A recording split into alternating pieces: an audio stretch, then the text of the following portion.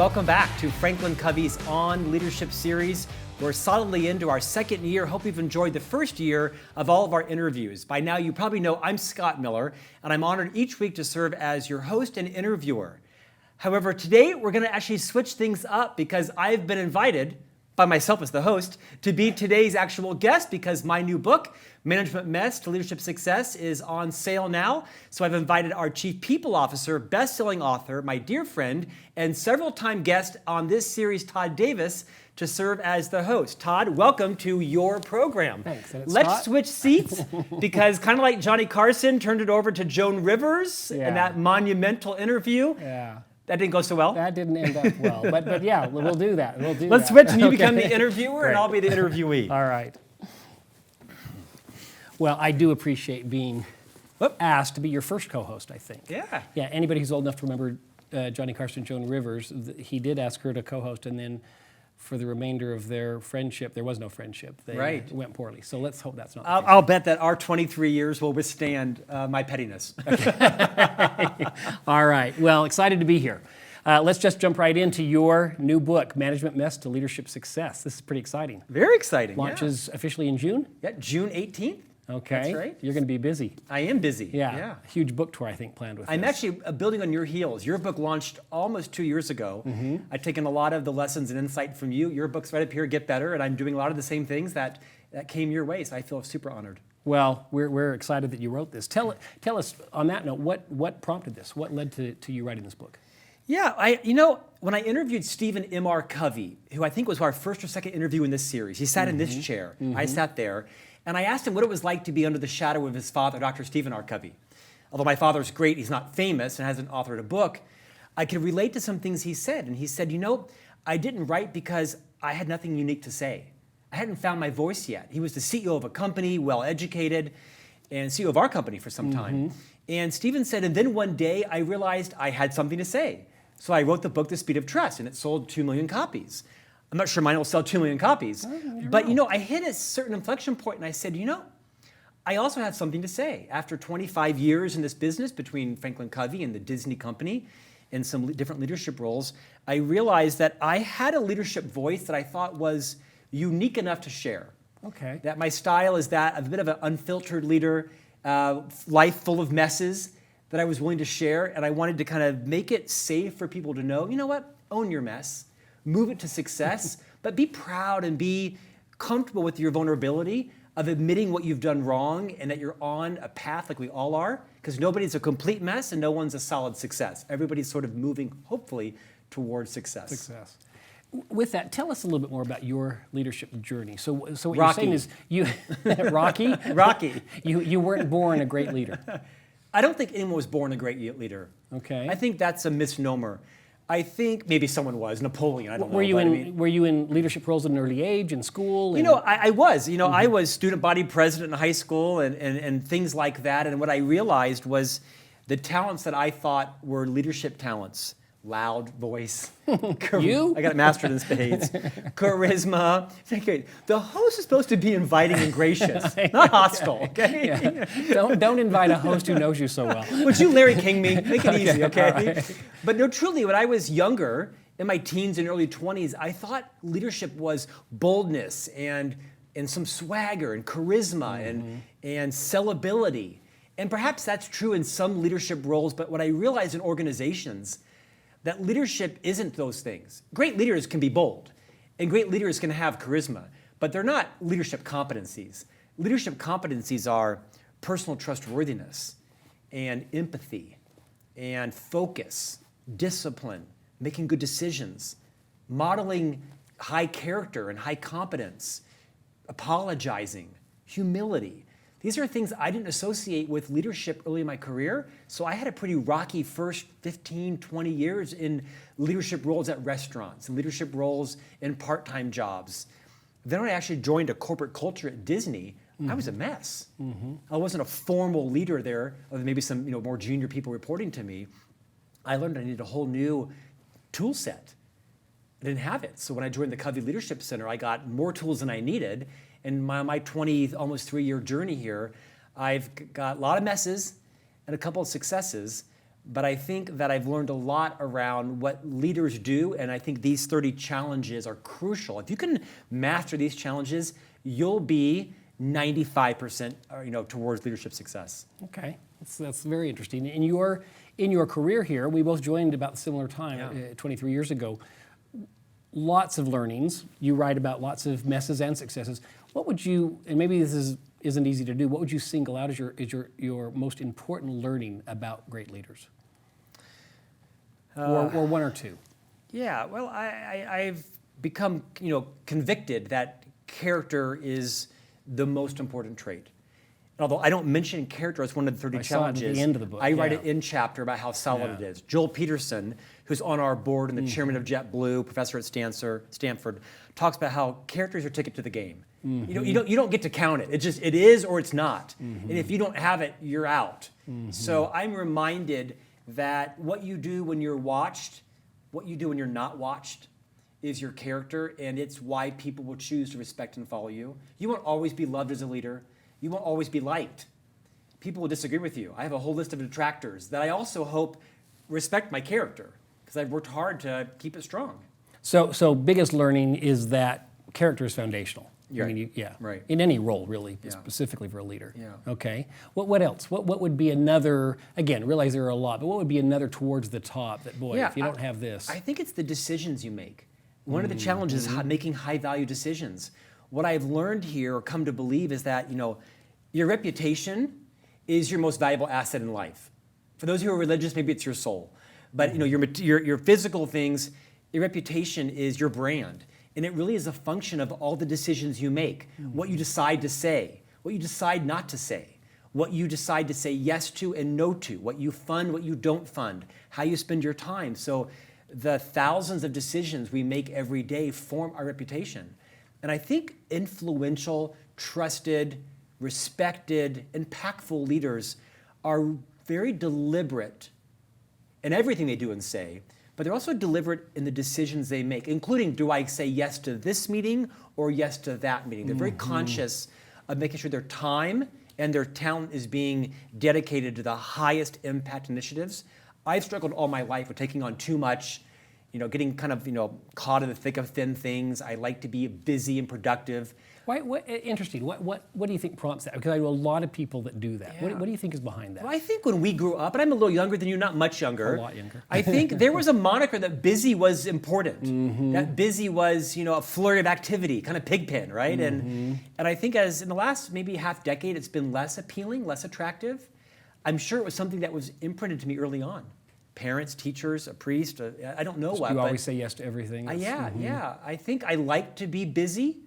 I don't like to be bored. Or I was reading just yesterday in an interview that I conducted with somebody else on the radio program that anxious people aren't necessarily productive people. You can be calm. Aren't necessarily productive people. Productive, oh, right. Okay. You can be calm and still be productive. And I've always had sort of a high energy personality. And so I'm still trying to move towards success and finding congruence with my boundless energy, my ability to do and be interested in lots of things at the same time, and focusing on making better decisions on what to say yes to and what to say no to. It's a challenge for me. I think it's an important leadership competency, though. Really, very insightful. Let's talk about some of the challenges. Yeah. You've been very generous and vulnerable in sharing some of the messes that we've all learned from our own messes along the way. But let's talk about a couple of these. Which ones we don't? I wish we could talk about all 30, but we can't. So talk about a few that come to mind. So there are 30, and they're organized kind of into 3 tranches. Okay. The first 8 or so are really about leading yourself. And the next half dozen, or actually probably about 8 or 9, are also around leading others.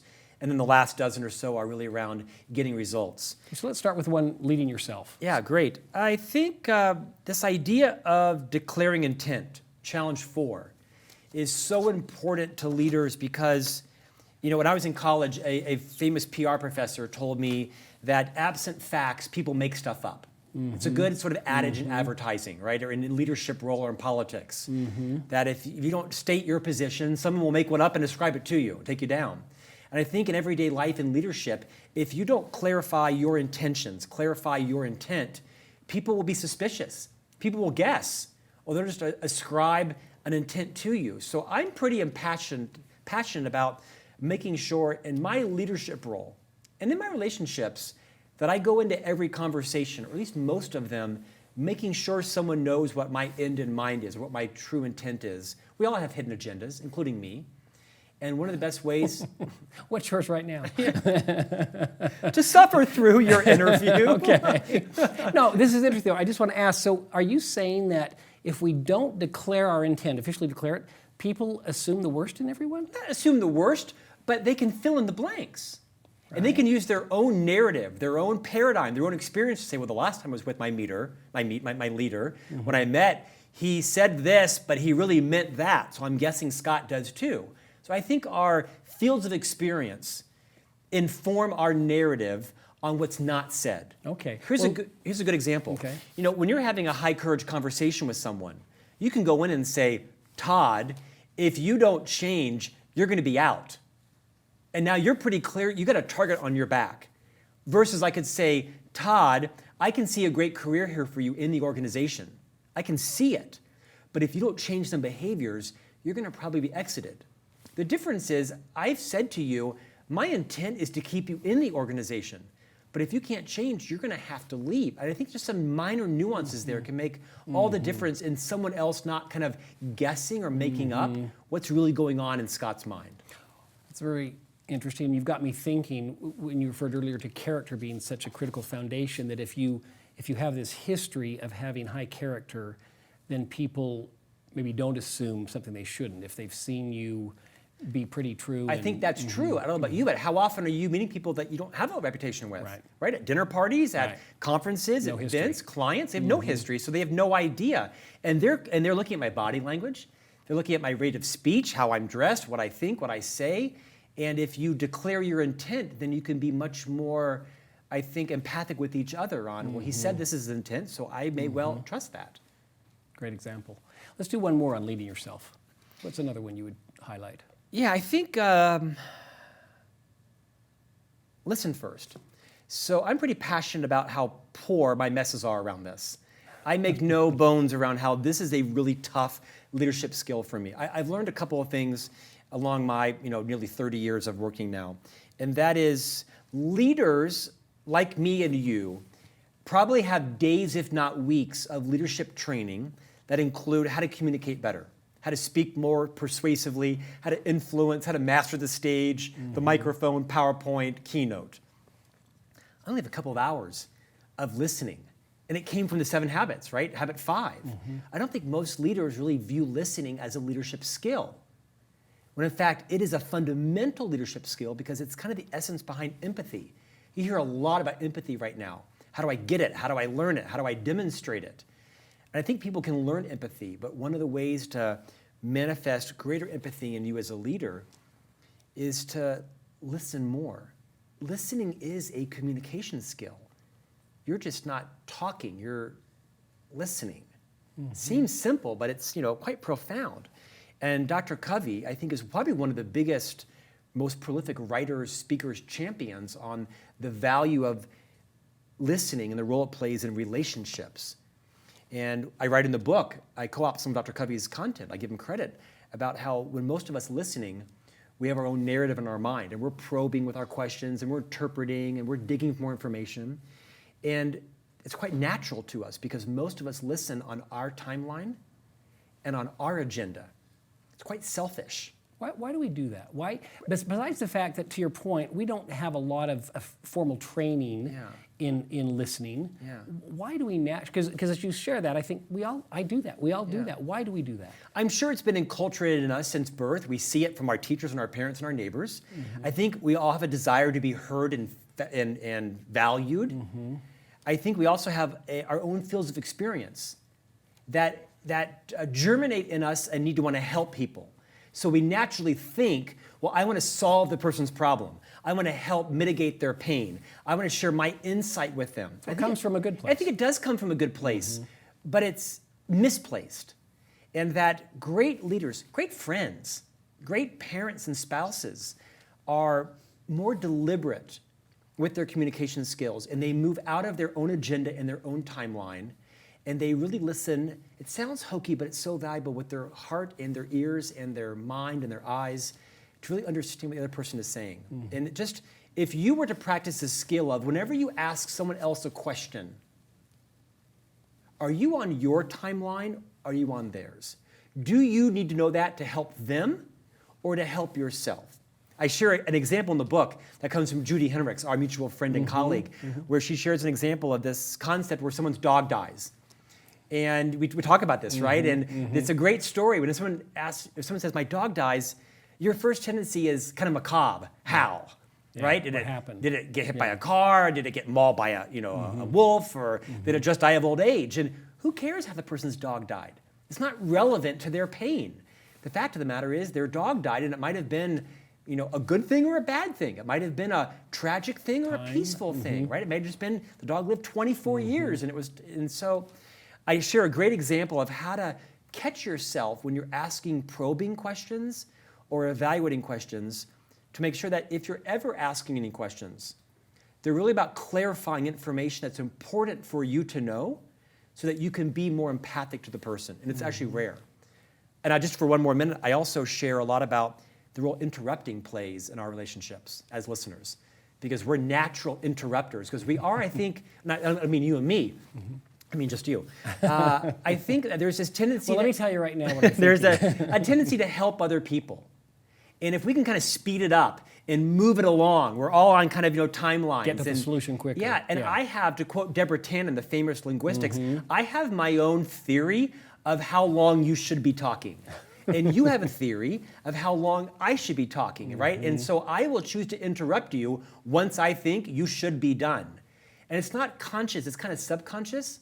But the more we're mindful of getting off of our timeline, then I don't care how long you talk, because I'm on your timeline, and however long it takes is just fine with me. And I give some valuable tips on how you can actually physically stop or lessen your interrupting. I think it's a really important skill that I, quite frankly, suck at. So I spend a disproportionate amount of time in the book talking about what a mess I am, so that others can hopefully avoid that pitfall and move to success. So just on that, before we move off of it, you say this is one of the more difficult ones for you. What are you doing? What do you do to specifically to be improving in this? Well, there's two things. From writing the book, I'm much more mindful of understanding, why am I asking this question? And 9.5 times out of 10, it's because I'm curious. So I have lessened my more selfish questions with people. I haven't eliminated them, but I'm much more mindful when I'm asking a question in a high-stakes conversation or in any kind of relationship. Now, business is different, right? Because my job is to uncover problems and get to the root. So in a business meeting, I'm probably asking more piercing questions to make sure we know all the facts. In a non-business conversation, I am more aware of, are my questions serving me or serving them? Secondly, I am consciously trying not to interrupt by gently putting my lips together. Because when your lips are together, well, there's an idea. You can't form a word. That's what I learned from Deborah Tannen, is that there is one crutch. If you want to limit your interrupting, like you're doing right now, just gently put your lips together, not like purse them, and just stop talking. And when the other person you think is pausing, keep your lips together. Count to 5, 7, 10. And the longer you don't talk, the likelier the other person will keep talking and maybe even disclose something that's personal or important at that point is remarkable. You'll see the dynamic change immediately if you can resist the need to jump in, one up, tell a better story, or even relate to them. Just be quiet, let them share what's on their mind. Great advice. So hard. Yeah. I'm horrible at it. Well, I think a lot of people it's tough for them. I think you're hard on yourself. I don't know that you're horrible at it. All right, so leading yourself. Let's go to the next section. Yes. Leading others.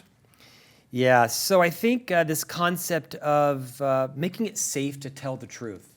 And you write about this in your book as well. It's a concept you and I are both really passionate about. My attorneys are contacting your attorneys right now. I'm really passionate about the role that feedback plays in our lives. I think the most influential people have high self-awareness. And I think the best way you get self-aware is you have trusted people in your life that tell you what it's like to be your friend, Scott. What's it like to be out at dinner a dinner date with you, with your wife, with your or friends. Or on your team. What's it like to be in a meeting? What's it like to be in a project with you? And you can guess your own narrative, but it's like seeing a video of yourself. You're like, oh my gosh, I said that, I did that. And having someone else tell you what it's like to be in your life is sobering. So make it safe to tell the truth is all around creating an environment in your personal life, in your professional life, for trusted people to tell you the truth about you. It might be about your bullying tactics, or how much you talk, or your breath, or your personal hygiene, any number of things. I did want to talk to you after. I know, well, you have, and there's less garlic. And I don't mean it to be comical, but I mean it to be instructive, that when you make it safe for someone else to give you feedback, you make it safe for them to tell you their truth. Because if I were to ask you, how did you read my book? You're probably going to say, yeah, it's great, I loved it. When in mind that may be true. What also might be true is you might have found 17 spelling errors, right? Or I might not have credited someone, or you might have thought, you know what, these things seem out of the order or such. But if I make it genuinely comfortable, with no retribution, no risk for you to say, Scott, can I tell you, I found a lot of spelling errors. That's going to hurt me, but it's going to help me. So I think that receiving feedback is in fact more about the receiver than it is the giver. I have got to make it comfortable for you through my invitation, my reputation, my body language, my lack of defense. When you say, Scott, your breath smells, I say, no, it doesn't. You're like, okay, well, I'm not going there again, right? Yes, it does. And not going there again. So I think it's just enormously important that if you want to be self-aware and you want feedback from people, you have to take the responsibility on yourself and not just hope that they're going to share with you what might be a high courage, straight talk conversation, because most people won't, especially with your boss. Because the higher you are up in the organization, I guarantee you there's an inverse correlation in the amount of truth you're getting about your leadership, your legacy, your reputation, the pipeline, turnover, clients, right? People will protect you from the truth unless you really make it brutally safe not to lie.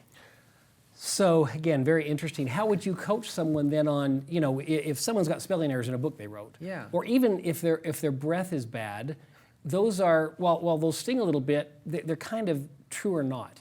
Less black and white are, Scott, you don't let anybody else talk in the meeting. And I'm just sharing what you said. Sometimes I talk too loud or I get too passionate.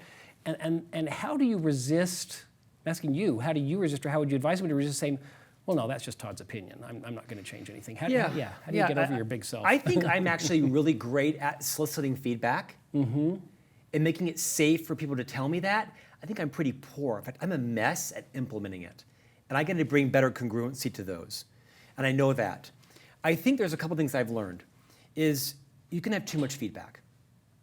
So you should be deliberate about who you're requesting it from.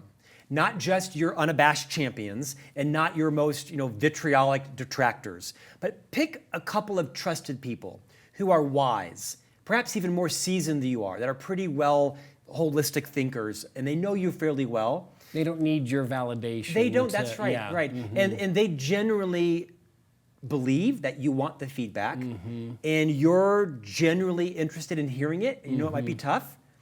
And it could be people who you don't think are fawning all over you, right? I can think of someone in this company who I don't think really likes me, but I think they would like to help me. I don't particularly like them, but I think they could help me. Is it me? No. Okay. And that person is in my feedback loop. And I've also learned that when someone gives me the feedback, I have got to resist the urge of defending myself. Because I feel so insecure and there's more to the story and you didn't know what happened. And because then I just neuter their desire to come back. It's like they didn't really want, Scott, you didn't really want the feedback. Right. So I think I'm getting better at that. And I also think it's the most important challenge I face on feedback is then asking some clarifying questions. When did I do that? What was going on, do you think? And then go out and actually try to change it. The behavior. That's right, because if you see me being less dominant in meetings, you're more likely to come to me and say, hey, Scott, I see another opportunity where you could expand your influence significantly if you were to come to meetings more punctually. You kind of always come in 2 minutes late, and I know you're really busy, but it kind of disrupts the agenda.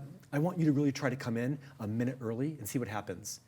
And then I go do that. And then the next month, not every day, right? But the next month, and now I've got a champion who's seeing me change, and now you're my evangelist. You're my ambassador. Because when someone trash talks me to you, you're going to say, Here's what actually, I've I got to seen." tell you, I've Yeah. seen this and this, and Scott's quite open to it. great advice. One more thought on feedback. Not all feedback's helpful. So you have to make sure that the more you receive feedback, the more wise you are around what to take and what to not take. Because sometimes people's feedback is about their relationship with their boss or what they wish for them, not for you. So with enough practice, you'll start to realize what's helpful, what's not helpful. I tend to err on too much feedback as I ask for it a lot. And I have learned, like Todd Music, one of my colleagues, if Todd Music gives me some feedback, I know his intention is to help me. He feels generally high trust. He knows that I might have a little bit of a flash response, but I'll call back a half hour later and say, okay, I've calmed down. Let's talk about it again. And I usually implement 90% of what he tells me because I know where his intentions are. And I also feel like he's my champion and my evangelist. And I've got a half dozen of those in my life that are carefully curated because they've got my back. So if I want to give you some feedback, I should call him and tell him to give you the feedback. Or Colleen Dom, right? Or Bob Whitman. Yeah, I have lots of, Okay. yeah. All right, great. Great example of leading others. The last section then is leading your team. Get results. Yeah. The last section. Okay. Yeah. Give us just a highlight of that. Yeah, I think create vision. It's challenge 22. If you're at all like me, we know people who are great visionaries, lots of energy and can paint a big picture, and too few of them can bring it to fruition. Too few of them can roll up their sleeves and close the door. All they want to do is talk vision. That's vision, right. vision. Okay. Yeah. I mean, a colleague of mine, Matt Murdoch, I'll call him out. The guy's got vision, but the guy's one of the most disciplined people I know. He will close his door and he will be at his laptop for 4 hours and come out with like the email template or the website, right? I couldn't code to save my life, but the guy's very disciplined. And so I think it's rare that you find that in both people. The balance of both the vision That's and exactly then the right. execution of So it. I think create vision isn't just about being visionary. It's can you then see it through? Can you hold people accountable? Can you keep recommitting to it? Walt Disney was arguably one of the best visionaries in the world. Because here's a great example. Walt Disney, back when he lived in the 50s and 60s, had this idea for this sort of futuristic community where people lived and worked and played. And after he died, the Disney company built Epcot, the experimental prototype community tomorrow. No one lived there. It was a theme park. It was cool, international pavilions and technology and things. And then in the 90s, like literally 35 years after Disney died, the Disney company built this town of Celebration. I was on that project for almost 4 years. And Celebration really was the manifestation of Walt Disney's idea of what Epcot was supposed to be. And this is 35 years later, he died. Talk about a guy that built not just a vision, but systems and an enduring legacy that people long after him, almost Carry 4 on, decades, brought yeah. it to life. So I think visionary qualities in leaders are more than just being able to be bold and progressive and be a trend identifier, but you have to be able to communicate that vision and transfer it into people's heads so that they don't just get it. They go and build it 30 years after you die. That's a visionary leader. Great story. Great story. What the leaders that you've worked for or worked with, what's the single most or maybe the couple most common mistakes you see them make that really deplete their influence? Yeah, I know this immediately. Liz Wiseman, one of my all-time favorite authors, wrote a book, she's terrific. Multipliers. I talked to her this morning, actually. In fact, I think it's one of the best leadership books ever written, including ours. Yeah, it's a great book. Liz wrote a book called Multipliers. It's all about this premise of, are you multiplying talent or are you accidentally diminishing talent? She doesn't think most of us are purposeful diminishers. We're accidental diminishers because we have this need to be the smartest person in the room. When you're a leader, again, you're trained to communicate and persuade and influence, but you're also trained to have all the answers. And you're probably often paid the most, so you have the most responsibility. The buck stops with you. And I think Liz challenged my paradigm, and I think it's the big mistake people make, which is they walk into a room with the idea that they are the genius. versus the genius maker. And it takes a humble leader, someone who's very secure with himself, to hire people around them that are smarter than they are. And I have a mess around this, right? I mean, just even 2 years ago, I had someone who was a highly technically competent digital designer, coder, UX colleague. And I think I was smarter in some areas, he was smarter in some areas, but I really had to grow to appreciate his wisdom in the room because I wasn't the smartest person in the room. And we kind of, sometimes got sideways with each other, and I wish him well, and I hope he wishes me well too. I'm sure he does. But I wasn't a genius maker. I had a need to be the genius. There was a joke in marketing for years, best idea wins, as long as it's Scott's. And I think I defended that because, you know what? The buck stops with me. The board and the chairman aren't going to let me blame the outcome on one of my team members, so I have to agree with it. It has to be ultimately my idea because I'm not going to sell you out. And I think I was half right, but I think I was half wrong. Is too many leaders feel the need to have the answer, have it their way, own it, when in fact they need to be more comfortable and realize their number one job is recruiting and retaining key talent and placing it throughout the organization. That's your sign of success. So I'd say read Liz Wiseman's book and really figure out how you can become not just the genius, but the genius maker of others. Oh, you remind me, I think it is your number one, maybe it's the number 2 challenge, demonstrate humility. Number one. Yeah, that's right. It sounds like that's why that's the Well, driver it's actually not. I was interviewing Karen Dillon, who is the former editor of the Harvard Business Review and the co-author of the book, How Will You Measure Your Life? And in her book with Clayton Christensen, she talked about a concept that seemed counterintuitive to me. She said, humble people are confident people. Confidence comes from humility, not from arrogance.